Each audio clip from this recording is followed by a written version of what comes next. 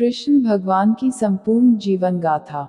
भगवान कृष्ण की यह जीवनी हमेशा मेरे रोंगटे खड़े कर देती है, क्योंकि यह कहानी हमें बता रही है कि भगवान कृष्ण को अपने सच्चे भक्तों से कितना प्यार है, चाहे उनका धर्म और जाति कुछ भी हो। इस लेख में हमने भगवान श्री कृष्ण के संपूर्ण जीवन के बारे में लिखा है। तो चलिए आगे बढ़ते हैं और इस लेख को पढ़ते हैं। चाहे तो आप यह भी पढ़ सकते हैं कि भगवान कृष्ण कौन हैं। द्वापर युग में मथुरा का राजा उग्रसेन थे।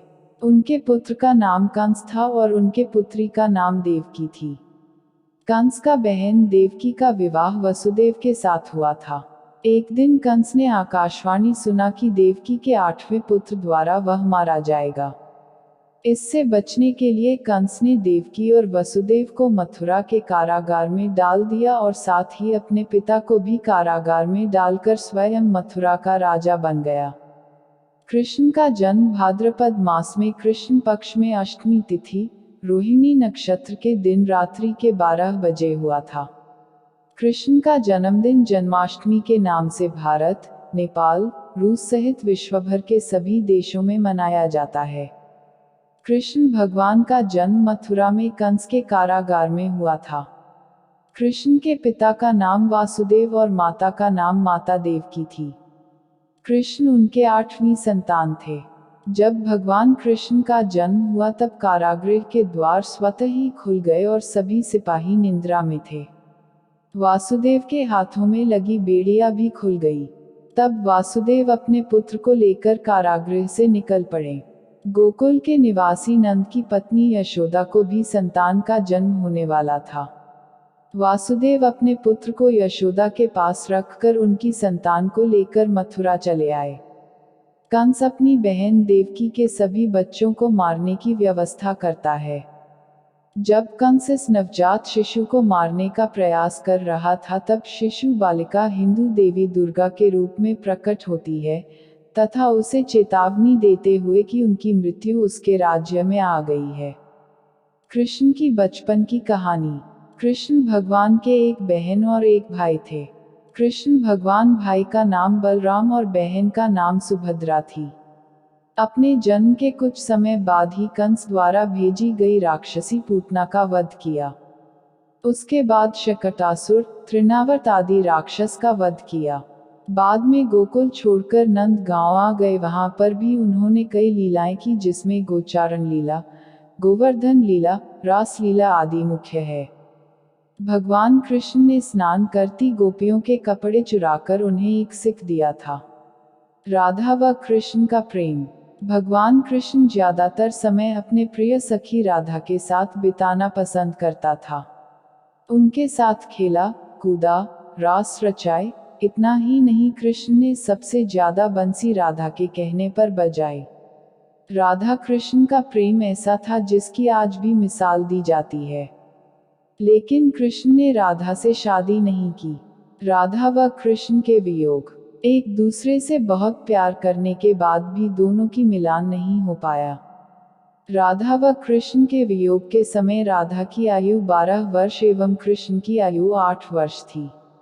राधा कृष्ण का प्रेम में कोई शारीरिक आकर्षण नहीं बल्कि आध्यात्मिक था। राधा और कृष्ण जब आखिरी बार मिले थे तो राधा ने कृष्ण से कहा था कि भले ही वो उनसे दूर जा रहे हैं, लेकिन मन से कृष्ण हमेशा उनके साथ ही रहेंगे। श्री कृष्ण ने किया मामा कंस का वध। कृष्ण ने वृंदावन में सभी से विदा लिया और अक्रूर जी श्री कृष्ण व बलराम को मथुरा लेकर आए, जहां कंस ने कृष्ण के प्राणांत की योजना बना रखी थी। श्री कृष्ण ने इसी समय मामा कंस का वध किया और मथुरा वासियों को उसके आतंक से मुक्त करा दिया। श्री कृष्ण ने अपने नाना उग्रसेन को मथुरा का राजा बनाया और अपने माता पिता से मिले। श्री कृष्ण ने द्वारका स्थापित की। एक समय आया जब भगवान कृष्ण मथुरा छोड़कर द्वारका में एक नया नगर बसाया। श्री कृष्ण की इस नगरी का नाम द्वारका था। अनेक द्वारों का शहर होने के कारण इस नगर का नाम द्वारका पड़ा। श्री कृष्ण का विवाह। श्री कृष्ण के पहली पत्नी देवी रुक्मिणी थी। रुक्मिणी अपनी बुद्धिमता, सौंदर्य और न्यायप्रिय व्यवहार के लिए प्रसिद्ध थी। रुक्मिणी जी का पूरा बचपन श्री कृष्ण की साहस और वीरता की कहानियां सुनते हुए बीता था। देवी रुक्मिणी को कृष्ण से प्रेम हो गया था। देवी रुक्मिणी विदर्भ के राजा भीष्मक की पुत्री थी। रुक्मिणी जी का भाई का नाम रुक्मी था और वो अपनी बहन का विवाह शिशुपाल से करना चाहता था। रुक्मिणी ने प्रेम पत्र लिखकर ब्राह्मण कन्या सुनंदा के हाथ श्री कृष्ण के पास भेज दिया। जब उन्हें रुक्मिणी का प्रेम पत्र मिला तो प्रेम पत्र पढ़कर कृष्ण को समझ आया कि रुक्मिणी जी संकट में हैं। तब कृष्ण ने रुक्मिणी जी का अपहरण करके विवाह किया था। पूरी सच्चाई लिंक पर क्लिक करके पढ़ें। भगवान कृष्ण के शादी के बाद कितने बेटे हुए? इसके बाद भगवान श्री कृष्ण ने सत्यभामा, जामवंती, कालिंदी, मित्रवृंदा, नागनजिती, भद्रा और लक्ष्मणा से शादी किया था। ऐसा कहा जाता है श्री कृष्ण की रानियों की संख्या 16,000 से अधिक थी। कृष्ण सुदामा की मित्रता। भगवान कृष्ण के मित्र और सहपाठी सुदामा गरीब ब्राह्मण परिवार से थे। अपने बच्चों का पेट भरना भी उनके लिए मुश्किल हो गया था। एक दिन सुदामा की पत्नी ने कहा कि हम भले ही भूखे रहें, लेकिन बच्चों का पेट तो भरना चाहिए न। इतना बोलते बोलते उसकी आंखों में आंसू आ गए। ऐसा देखकर सुदामा बहुत दुखी हुए और पत्नी से इसका उपाय पूछा। पत्नी ने सुदामा से कहा, आप कई बार कहते हो कृष्ण के साथ आपकी बहुत मित्रता है।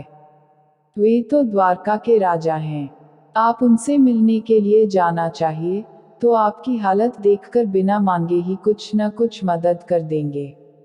बड़ी मुश्किल से सुदामा कृष्ण के साथ मिलने के लिए तैयार हुआ। तब सुदामा उनके पत्नी को बुलाए कि दोस्त के साथ मिलने जा रहा हूँ, खाली हाथ नहीं जा सकता। तो सुदामा के पत्नी ने आस पड़ोस से 4 मुट्ठी चावल मांगकर लाई और सुदामा को बांध के दे दिया। सुदामा जब द्वारका पहुँचे तो वहां सोने की नगरी देखकर हैरान रह गए। भगवान कृष्ण नंगे पांव सुदामा को लेने के लिए दौड़ पड़े। कृष्ण ने सुदामा से पूछा कि भाभी ने उनके लिए क्या भेजा है। तब सुदामा संकोच में पड़ गए और चावल की पोटली छुपाने लगे। ऐसा देखकर कृष्ण ने उनसे चावल की पोटली छीन ली। फिर भगवान कृष्ण सूखे चावल ही खाने लगे। सुदामा संकोचवश कुछ मांग नहीं सके। सुदामा जब अपने घर लौटने लगे तो सोचने लगे कि पत्नी पूछेगी कि क्या लाए हो तो वह क्या जवाब देंगे। सुदामा घर पहुंचे तो देखा वहां झोपड़ी की जगह पर एक राजमहल खड़ा था। तभी राजमहल से उनकी पत्नी बाहर आई। सुदामा से कहा, देखा आपकी मित्र ने हमारी गरीबी दूर कर हमारे सारे डैक हर लिए। श्री कृष्ण ने किया शिशुपाल का वध। श्री कृष्ण अपने पिता वासुदेव जी की बहन अर्थात अपनी बुआ के घर गए। तब श्री कृष्ण की बुआ ने उनसे वचन लिया कि वे शिशुपाल का वध नहीं करेंगे। अपनी बुआ को भी दुखी नहीं करना चाहते थे, अतः उन्होंने वचन दिया कि वे शिशुपाल की 100 गलतियां क्षमा कर देंगे, परंतु 101वीं भूल पर वे उसे अवश्य दंडित करेंगे।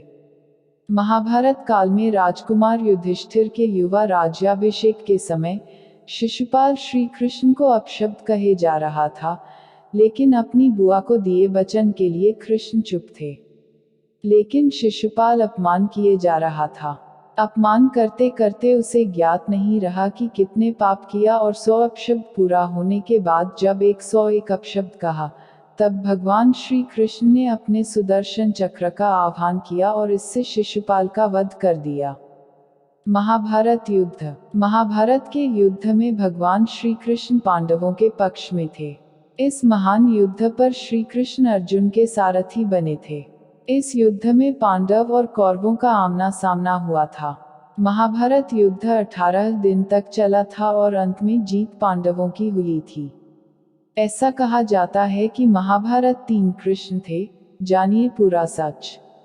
श्री कृष्ण ने अश्वत्थामा को श्राप दिया। महाभारत युद्ध के अंत होने के बाद दुर्योधन के कहने पर अश्वत्थामा ने नींद में सोते पांडव पुत्रों को धोखे से मार दिया, तो पांडव और भगवान कृष्ण अश्वत्थामा का पीछा करते हुए महर्षि वेदव्यास के आश्रम में पहुंचे। तब अश्वत्थामा ने पांडवों में ब्रह्मास्त्र से आक्रमण किया। यह देखकर अर्जुन ने भी अपना ब्रह्मास्त्र छोड़ दिया। महर्षि व्यास ने दोनों ब्रह्मास्त्र को टकराने से रोकने के लिए अश्वत्थामा और अर्जुन को अपने अपने ब्रह्मास्त्र वापस लेने को कहा, क्योंकि दोनों ब्रह्मास्त्र अगर टकरा जाते तो पृथ्वी का विनाश निश्चित था। तो अर्जुन ने अपना ब्रह्मास्त्र वापस ले लिया, लेकिन अश्वत्थामा ने अपने ब्रह्मास्त्र की दिशा अभिमन्यु की पत्नी उत्तरा के गर्भाशय की ओर बदल दी। यह देखकर भगवान कृष्ण क्रोधित हो गए, अपनी सुदर्शन चक्र से अश्वत्थामा के माथे पर लगी मणि को निकाल दिया, जिससे उसके माथे पर एक घाव हो गया, और कृष्ण ने अश्वत्थामा को श्राप दिया कि तुम 3000 साल तक इस धरती पर भटकते रहोगे। तुम्हारे शरीर से बदबूदार घाव की गंध निकलेगी, इसलिए तुम मनुष्यों के बीच नहीं रह पाओगे। कोई तुम्हें पानी के लिए पहुंचेगा भी नहीं। गांधारी ने दिया था यदुवंश के नाश का श्राप। 18 दिन चले महाभारत के युद्ध के अंत में पांडवों की जीत हुई और कौरवों के समस्त कुल का नाश हुआ। जब हस्तिनापुर में युधिष्ठिर का राजतिलक हो रहा था, माता गांधारी ने महाभारत युद्ध के लिए श्री कृष्ण को दोषी ठहराते हुए श्राप दिया कि जिस प्रकार कौरवों के वंश का नाश हुआ है, ठीक उसी प्रकार यदुवंश का भी नाश होगा। बलराम जी के देह त्यागने के बाद एक दिन श्री कृष्ण पीपल के नीचे ध्यान की मुद्रा में बैठे हुए थे। तब एक शिकारी उधर से जा रहा था और उसे लगा कि कोई हिरन है, और बिना कोई विचार किए वहीं से एक तीर छोड़ दिया, जो कि श्री कृष्ण के तलवे में जाकर लगा। शिकारी पास जाकर देखा तो वहां पर श्री कृष्ण थे। इसके बाद उसे बहुत पश्चाताप हुआ और वह क्षमायाचना करने लगा। तब श्री कृष्ण ने उसे कहा कि जो मैं चाहता था तुमने वह किया है, और इसके लिए तुम्हें स्वर्गलोक की प्राप्ति होगी। इसके बाद उन्होंने अपने प्राण त्याग दिए और भगवान कृष्ण की मृत्यु हो गई।